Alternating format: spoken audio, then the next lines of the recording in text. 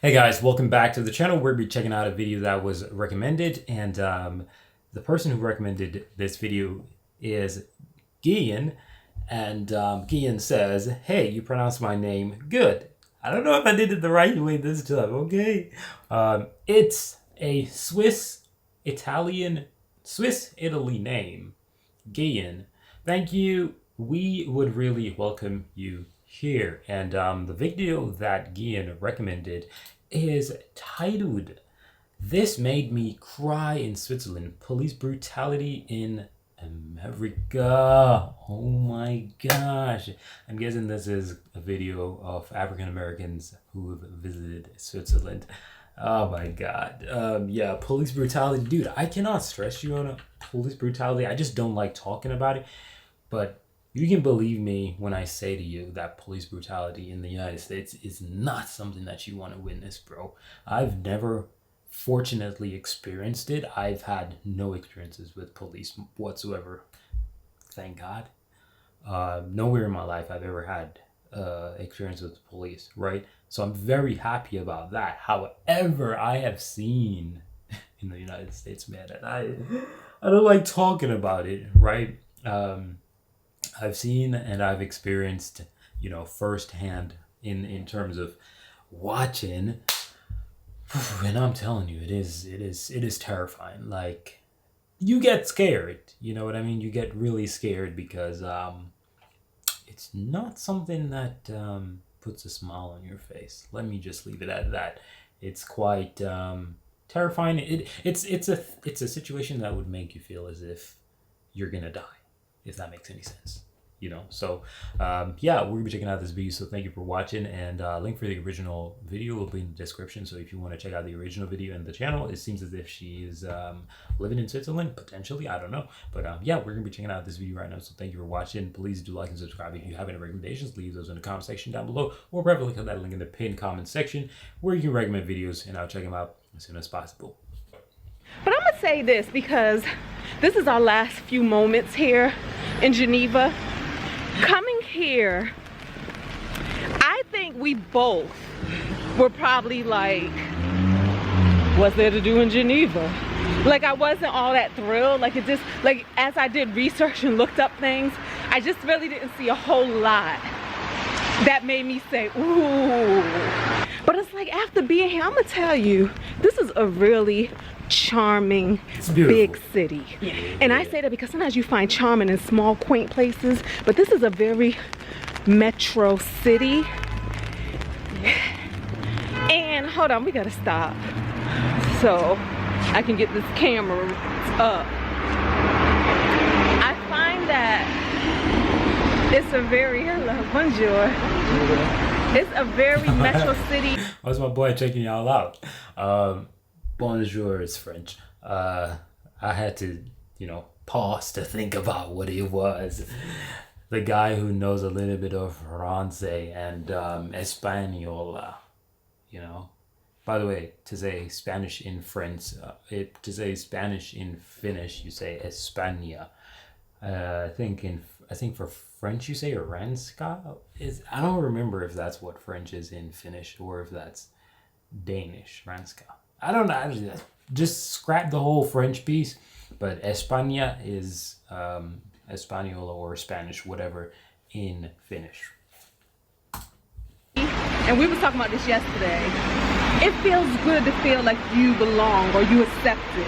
Yeah. Or you're not looked at as an outsider. An other. Just because of the way you look. An other. Right. And I don't know if you all can fully appreciate that. Because I don't know if we fully appreciated that because we come from an American experience. Right. And in America, we've always been treated as other, even when we don't realize that's what is happening. I mean, that's facts. And here, we're here, and we see all these beautiful people of color all across the board. And did not know that. Coming here, didn't know that. I just figured that Geneva, Switzerland was going to be a very white Euro place. Well, we just came from Vienna. So Vienna, the population is very Euro. Is extremely, and one or two. Hardly any diversity. Right. Remember one lady that was cleaning the room, somebody asked her a question and she asked them, how long are you guys going to be here? And we said 2 days. And she was like, ooh, that's long enough. You know, and she was African, so Yeah. that was one experience. But this, It's amazing because, like I said, here we just see people walk around and everybody looks so comfortable in their skin. Yep. They look so comfortable in the fact that they're safe in being human. I mean that's the reality. That's the reality of life. Like, as a human being, you know, we have two similarities. We were born and we're gonna die, right? That's across the board. That is guaranteed. That's the similarity that we all have and share, right? But the thing is, when we have a society, most of the times, I think people attach, and it's quite unfortunate that these things happen because they do happen on both sides of the fence. So people attach a particular action to a particular tone or genital, right? It's just the truth, right? Being a man, being a woman, something is attached to you automatically because you were born that way. That doesn't mean that you are like that. That just unfortunately means that that's going to be attached to you. And that sucks, right?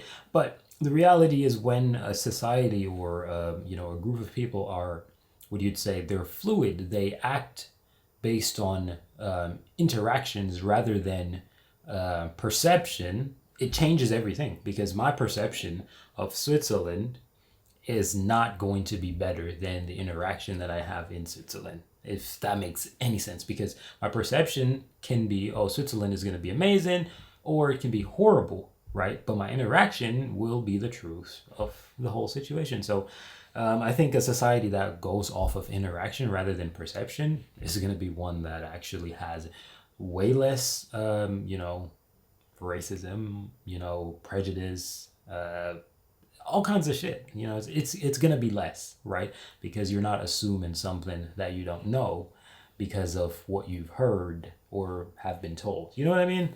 It's a little bit complicated, but hopefully that makes sense. And I feel like, and this mother made me cry because it's so sad. well, but also for happiness, because it's like people are getting to live a life, their life. It doesn't have to be based off of just my culture. I'm here because I couldn't afford to do blah blah blah, but maybe that's the case. When I came here, I have a chance, and now I'm progressing. They look like they're But what I progressing. feel sad about more than anything is America. Well, That we're exceptions to the rule because we have a little bit more privilege as far as economic status. And you know what I'm saying? Like, a lot of times we go places and somebody can look at us crazy, but we look at them like, bitch, fuck you and do your job. I mean, you know what I'm saying? But everybody who's black in America doesn't have that experience. We are beat down into submission, whether we realize it or not. And it is like we're walking around with PTSD, whether we know that to be true or not. And if they haven't been outside of the American experience, they don't even realize how you could be treated or how you should be treated. Yeah, I don't know if you guys seen the Bamber Bridge incident, the video recently. Like, what she's saying is so true, because like with the segregation that was going on in the United States, they go to the UK and they're like, yo, what's good? Wait, what? Everything is cool over here? It's a total different thing. And what she's talking about with privilege, oh my gosh, I a lot of people will never understand it, and I don't like to consider myself as being privileged, right? But like I expressed at the beginning of the video, I've never had an interaction with the police before, right? Whether in the United States or Finland, right? Nowhere at all. I've never had one, right? And I pray to God I never have one, right? But I'm sort of privileged in that sense where I've never, you know, had to feel as if, oh my gosh, I can lose my life here, right? But I've literally witnessed and, you know, been scared for people that I'm watching. Like, I'm literally looking at them and I'm like, yo, how is this shit gonna turn out? I'm gonna just stay here just so I can be a witness, just so shit don't go south, right? So, you know, it's tough, boy, it's tough. Elsewhere, because we take it for this is the way it is, or it just feels normal. so there's so many things I could say with that. One of them being, if you do notice when certain foreign people of color come to the U.S., and they experience what you just said, that's why we're hyphenated in every form. We're African this, or African American, Hispanic, Jamaican, yes. And they and separated and segregated. And we separate ourselves for that same reason. It's like, well, we're from Africa, so we're not like that. We're from this, so we're not like that. I'm educated, so I'm not, you know. So we find ourselves separating ourselves, that's the really sad part, is that separate, we have even less power.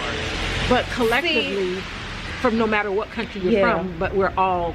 And I think what it also is that I'm trying to say, because like I said, y'all, I'm having these thoughts right here on camera. Like, they're not well formulated or anything, but they kind of are. My spirit knows what I'm saying. Yep. In America, there's this thing called white privilege, right? And it seems like it's a thing because of white privilege. But what I'm saying is, being here in Geneva, I see that privilege no matter what color you are. We see people walking around with the audacity to feel safe. Yep. You know, the audacity to have their own shops next door to wherever. It's not just certain shops in certain locations. Everything is everywhere, no matter what. One time, like, me and Dick Gregory, I don't know if y'all know him, he is our ancestor now, civil rights activist, comedian, social commentary. Father, friend. We were walking through Rock Creek Park together, just he and I. And we're walking at a part of the park where it was like we had to walk down the street. And we're walking facing traffic. Yet every time a car came by, driving toward us, we instinctually got to the side of the road, hovered, made ourselves small to give this car all the space it needs so it wouldn't accidentally hit us. Then he pointed out a white woman who was walking on the other side of the street, same direction we were going, but the cars were to her back. And every time a car rolled by, she didn't flinch. She didn't get to the side. She did not make room for them, because for her, she was walking around in her privilege of being safe. I didn't even realize that instinctually, we as black people, that's real. Protect that's ourselves. Real. That's we real. As black people step to the side. We as you may see now, not maybe me and her, but you could see my neighborhood. The black experience where they may go into a store that they feel that is expensive and they don't make eye contact. They look down, they question even if they have the right to be there. I remember when I was young and poor, so far ago, my son was having seizures.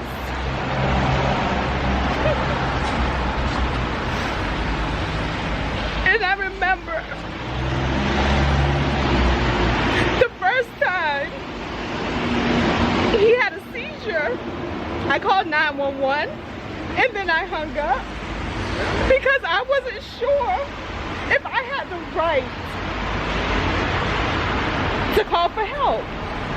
Was help for me or people like me? So it was like, oh my goodness, am I bothering somebody? Is this really an emergency?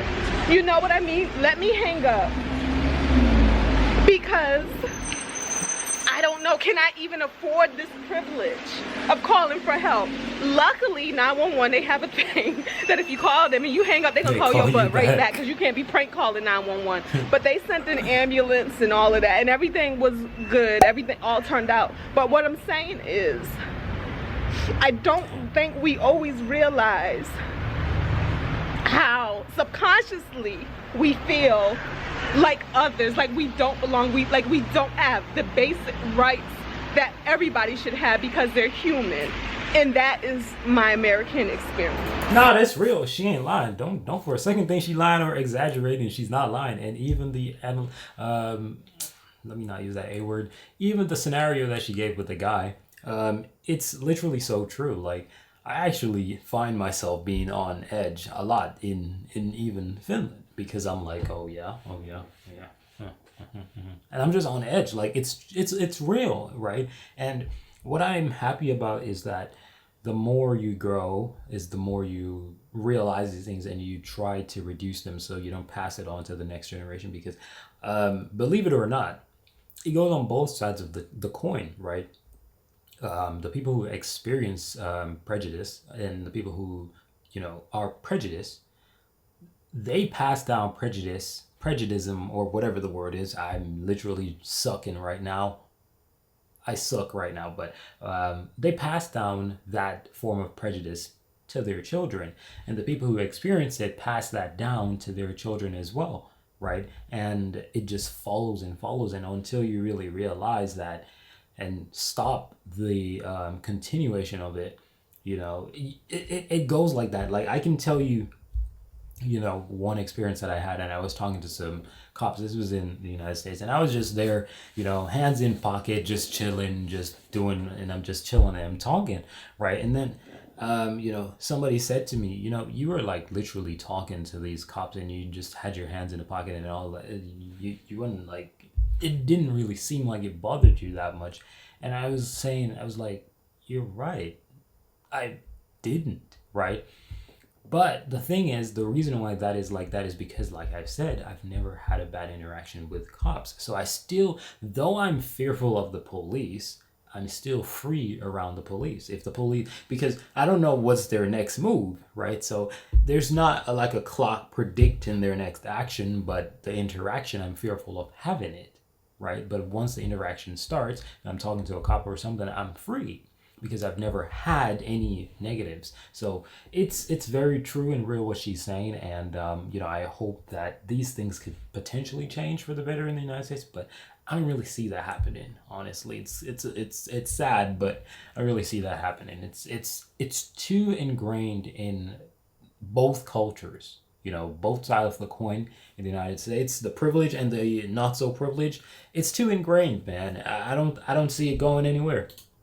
And mine was way less subtle than that, because I grew up in a military environment. So all of those things. Wipe my face. No, they make up my makeup. I grew up, I'm older than Tanisha on the one hand, so it's like you think I would have had those same experiences, but I actually didn't. And that's the thing, I grew up in a military environment, so in a lot of ways, I have the same thought processes as a lot of white people, because that's who I grew up around. So I didn't know. So I would be the one that say they might have been discriminating, but I didn't know it. You didn't know what you didn't know. I didn't know what I didn't know, and you don't know what you don't know until the world beats it into you. Right. When every time you see a black man murdered by the cops, every time you see that subconsciously beats a message into you. That you things. Don't belong. You're not welcome here. Yes. Yeah, she's right. Like, it's so cool to see both contrast. Oh wow, George Floyd thingy. It's so cool to see that the contrast between both of them, because like they low key represent me in two halves, because like I don't have much of those experiences, right? I hate to say this, right? I hate to say this because people might get it twisted when I say this, right? But I've literally been around, people who are deeply, R word, racist, deeply, deeply, deeply, deeply. And that's just because I know people that they know, and because I know people that they know, I'm in the same area as those people, right? And, sometimes when I listen to these people speaking, I'm like, man, this is really how they think. That is crazy, So it's kind of crazy because, like, one of the most scary experiences I've ever had was when I met a guy literally who was a part of the KKK. I literally met that guy. And I don't want to talk about that, but it's crazy when you think about some of the experiences that you can have outside of the United States, with people that look similar to people inside the United States. But it's just unfortunate because it's a cultural thing, and it's just something that is taught that, these people are bad and, stay away from them, so on and so forth. But yeah, it's tough. It's sad. It's very depressing. But definitely, I do know for a fact, police brutality in Switzerland is nothing comparable to in the United States. In fact, I don't think there is going to be very many cases of brutality by the cops in Switzerland, probably for the entire existence of the damn country. I don't know, but thank you guys for watching this video. I'm out of here. Peace.